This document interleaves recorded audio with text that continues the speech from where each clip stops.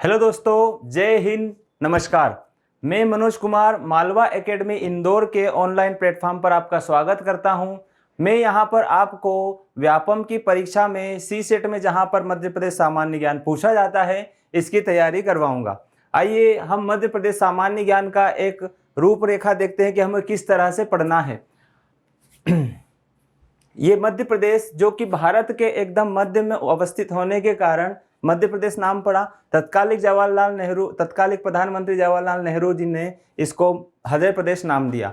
मध्य प्रदेश जिसमें कि 10 संभाग एवं 52 जिले हैं।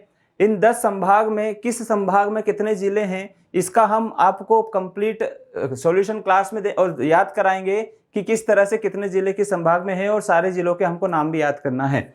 इसके अलावा मध्य प्रदेश का सरल वर्गीकरण कि मध्य प्रदेश में कौन से टॉपिक कौन से चैप्टर्स हमको पढ़ने हैं, ताकि मध्य प्रदेश का सामान्य ज्ञान का पूछे जाने वाला एक भी प्रश्न हमसे गलत ना हो। इसके लिए हम आपके लिए लेके आए हैं मध्य प्रदेश का सामान्य सरल वर्गीकरण।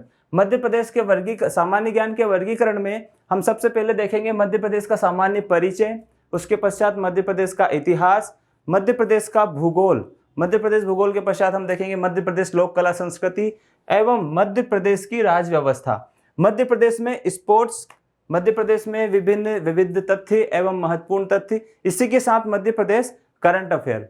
जी हाँ, मध्य प्रदेश का सामान्य परिचय, इसमें हम पाएंगे कि मध्य प्रदेश की इस ग्लोब पर पृथ्वी पर क्या अवस्थिति है, भारत में क्या अवस्थिति है एवं अक्षांश एवं देशांतर रेखाओं के अनुसार मध्य प्रदेश की क्या स्थिति है। इसके साथ में मध्य प्रदेश का विस्तार और साथ ही पड़ोसी राज्य को हम देखेंगे, कर्क रेखा, मकर और मानक समय रेखा, इनको हम पढ़ेंगे। संभाग एवं जिले हम देखेंगे। मध्य प्रदेश का इतिहास, इससे पहले मध्य प्रदेश के इतिहास में व्यापम में ज्यादा प्रश्न नहीं आते थे, परंतु अब नए पैटर्न में मध्य प्रदेश के इतिहास से प्रश्न पूछे जाने लगे हैं, जिसमें हम पाएंगे कि इतिहास का जो वर्गीकरण है, जो भारत का इतिहास है, ठीक उसी ही तरह मध्य प्रदेश का भी इतिहास समृद्धशाली रहा है। जिसमें हम पाएंगे कि प्राग ऐतिहासिक काल में पूर्व पाषाण काल, मध्य पाषाण काल, नव पाषाण काल एवं ताम्र पाषाण काल में क्या प्रमुख क्रियाएं हुई, किस तरह व्यक्ति रहते थे और क्या शिकार करके अपना पेट पालते थे या खेती करके या पशुपालन करके, जो भी क्रियाएं करते थे, जो भी उनके हथियार होते थे, जैसे खुरपा, कुदाली वगैरह, तो ये सब हम पढ़ने वाले हैं। प्रमुख स्थल क्या रहे, इस प्रकार हम देखेंगे कि उन स्थल की खोज किन्होंने की।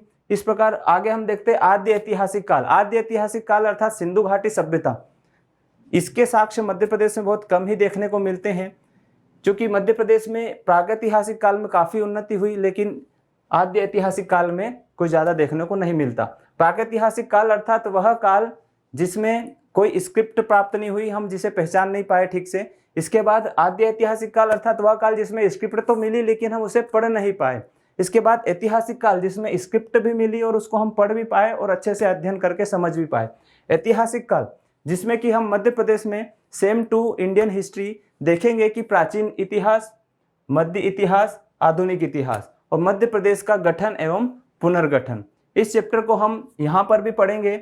सामान्य परिचय में थोड़ा सा हम देखेंगे कि मध्य प्रदेश की 1947 की स्थिति क्या है, 1956 में क्या स्थिति रही, सन 2000 में जब विभाजन होकर वापस पुनर्गठन हुआ और वर्तमान में क्या स्थिति है, कितने जिले कितनी तहसीलें हैं, इन सब का हम आगे अध्ययन करने वाले हैं।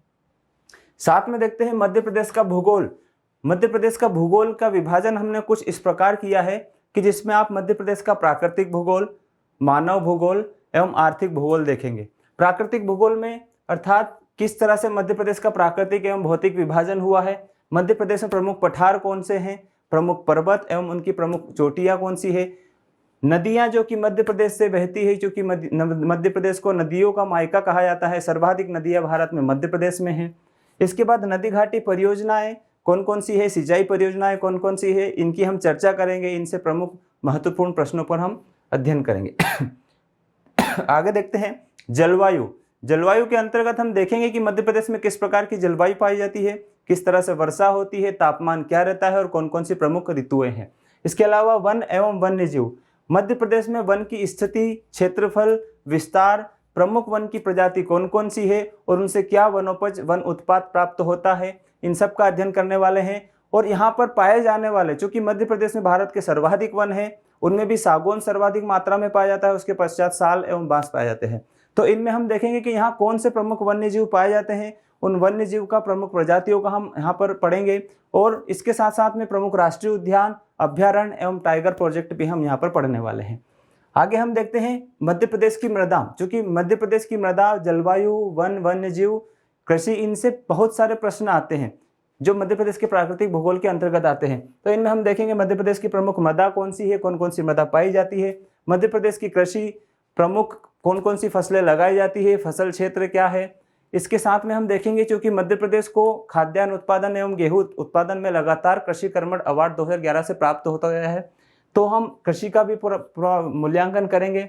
साथ में पशुपालन और बागवानी का भी हम अध्ययन करेंगे। इसके बाद हम देखते हैं मध्य प्रदेश का आर्थिक भूगोल, अर्थात मध्य प्रदेश की अर्थव्यवस्था। इसमें हम पाएंगे कि प्रमुख प्राकृतिक संसाधन, खनिज संसाधन, प्रमुख उद्योग कौन कौन से हैं जिससे मध्य प्रदेश को अच्छी मात्रा में राजस्व प्राप्त होता है।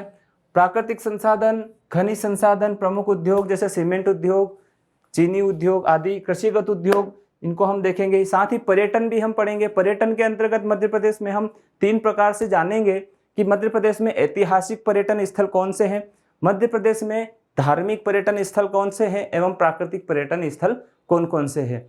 इन स्थलों से मध्य प्रदेश को किस प्रकार से राजस्व प्राप्त होता है, कौन कौन से बोर्ड, सोसाइटी बनाए गए हैं पर्यटन के लिए, ये सब हम जानेंगे।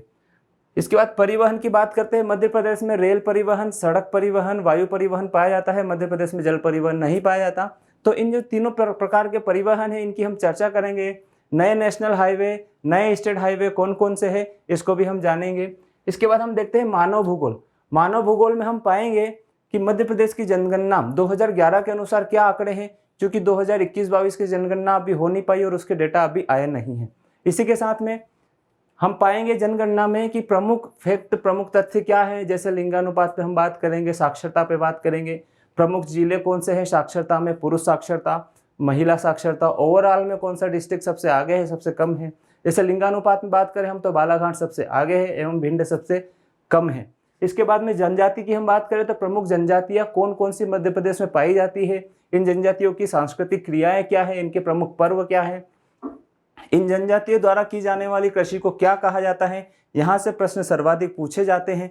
इसके बाद हम पाएंगे मध्य प्रदेश में कला संस्कृति, चूंकि यह चैप्टर बहुत महत्वपूर्ण है, जिसके अंतर्गत हम देखेंगे लोक कलाएं। लोक कलाएं अर्थात जिसके अंतर्गत हम देखेंगे कि प्राचीन काल से क्या नृत्य, लोक नाटक एवं लोक संगीत, गीत होता आया है, लोक गायन होता आया है। इसके बाद चित्रकला, प्रमुख चित्रकला क्या क्या है, झाबुआ साइड में क्या चित्रकला है, सिंगरौली साइड में क्या चित्रकला है, अर्थात संपूर्ण मध्य प्रदेश में कहाँ कहाँ पे किस तरह की चित्रकला होती है। जैसे हम पाएंगे कि काष्ठ पे क्या कला होती है, गुड़िया शिल्प क्या होता है। साथ ही शिल्प कला में भी हम पढ़ाई करेंगे। समारोह एवं पर्व, मध्य प्रदेश में बहुत सारे समारोह एवं पर्व होते हैं। विभिन्न धर्म समुदाय में, जाति जनजाति में ये पर्व होते हैं। अलग अलग संस्थान इनका आयोजन करवाता है, ये भी हम देखेंगे, पढ़ने वाले हैं आगे। प्रमुख संस्थान, प्रमुख अकादमी, जिसके अंतर्गत कौन कौन से पुरस्कार दिए जाते हैं, कौन कौन से समारोह होते हैं।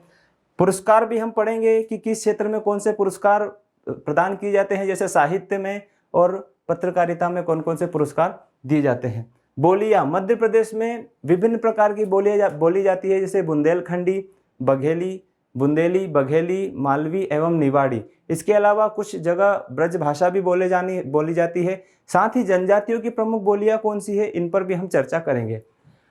आगे देखते हैं मध्य प्रदेश की राज्य व्यवस्था। मध्य प्रदेश की राज्य व्यवस्था में सबसे प्रमुख विधायिका आती है। विधायिका में भी मध्य प्रदेश में राज्यपाल एवं विधानसभा सिर्फ 2 ही सदन है, सिर्फ 2 ही इकाई है। मध्य प्रदेश में विधान परिषद नहीं है। इसके अलावा हम देखेंगे सामान्य प्रशासन, पुलिस प्रशासन, उच्च न्यायालय एवं मध्य प्रदेश के अंतर्गत प्रमुख आयोग कौन कौन से हैं, प्रमुख संस्थान कौन कौन से हैं, इन सब पर हम चर्चा करने वाले हैं, पढ़ाई करने वाले हैं और इनसे महत्वपूर्ण प्रश्नों को हम देखने वाले हैं। इसके अलावा प्रमुख खेल, प्रमुख खिलाड़ी, जो कि मध्य प्रदेश स्पोर्ट्स के अंतर्गत आने वाली प्रमुख प्रतियोगिता कौन कौन सी है, प्रमुख खिलाड़ी, क्योंकि ओलंपिक में मध्य प्रदेश के खिलाड़ियों का बहुत अच्छा प्रदर्शन रहा है। इसके अलावा मध्य प्रदेश खेल संस्थान, प्रमुख प्रतियोगिता एवं पुरस्कार के बारे में हम पढ़ाई करेंगे। हम चर्चा करेंगे कि किसको कौन सा अवार्ड दिया गया, Vikram award, Dronacharya award, Vishwamitra award, ये सारे अवार्ड हम देखेंगे। एकलव्य पुरस्कार किसको प्रदान किया गया है। साथ में मध्य प्रदेश विविध, जिस प्रकार आप भारत का विविध पढ़ते हो कि प्रमुख व्यक्ति कौन है, प्रमुख छोटा बड़ा जो जितने भी फैक्ट होते हैं, प्रमुख स्थल कौन से हैं, इन सभी तथ्यों को हम देखेंगे। महत्वपूर्ण तथ्य भी हम मध्य प्रदेश के पढ़ेंगे जो कि परीक्षा में पूछे गए हैं या पूछे जाने की संभावनाएं हैं। इसके साथ ही मध्य प्रदेश करंट अफेयर की हम एक श्रृंखला लेके आए हैं लेक्चर्स की, जिसमें आप पाएंगे कि आपको मध्य प्रदेश के अंतर्गत प्रमुख घटनाएं कौन सी हुई है, चर्चित व्यक्ति एवं चर्चित स्थल कौन से हैं, प्रमुख योजनाएं कौन सी आई है, मध्य प्रदेश का बजट क्या रहा, आर्थिक समीक्षा क्या रही, किस वित्त मंत्री ने, कौन से वित्त मंत्री ने प्रस्तुत किया है, ये सारी हम चर्चा पढ़ाई करने वाले हैं मध्य प्रदेश करंट अफेयर के अंतर्गत। और आगे हम चर्चा करते हैं मालवा एकेडमी इंदौर के ऑनलाइन प्लेटफॉर्म पर एवं ऑफलाइन क्लासेस में कौन कौन से कोर्सेज अवेलेबल हैं। एग्रीकल्चर, व्यापम, एसएससी, बैंकिंग, जी हाँ, व्यापम के सारे कोर्सेस अवेलेबल है। उसमें भी एग्रीकल्चर की विशेष कक्षाएं हैं, चूंकि मुकेश जाट सर स्वयं आपको कंप्लीट एग्रीकल्चर कोर्स पढ़ाने वाले हैं। और व्यापम में सी सेट के लिए चाहे मैथमेटिक्स हो, रीजनिंग हो, इंग्लिश हो, हिंदी हो या विज्ञान हो तथा मध्य प्रदेश सामान्य ज्ञान हो, इन सब के लिए हमारे पास बहुत अच्छी फैकल्टी है, अनुभवी फैकल्टी है। आप डेमो क्लासेस लेकर हमको परख सकते हैं। इसके अलावा एसएससी और बैंकिंग की भी हम तैयारी कराते हैं। बैंकिंग में स्पेशली IBPS AFO अर्थात एग्रीकल्चर फील्ड ऑफिसर की हम तैयारी करवाने वाले हैं, जिसमें कि एग्रीकल्चर के 50 क्वेश्चंस आते हैं। इनकी भी आपको बहुत अच्छी तैयारी कराई जाएगी, जिसमें बहुत इंपॉर्टेंट एग्रीकल्चर करंट अफेयर और विभिन्न स्कीम पढ़ाई जाएगी।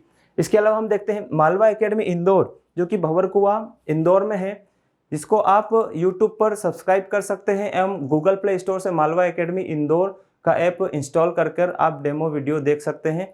Thank you so much. मुस्कुराइए क्योंकि आप मालवा में हैं।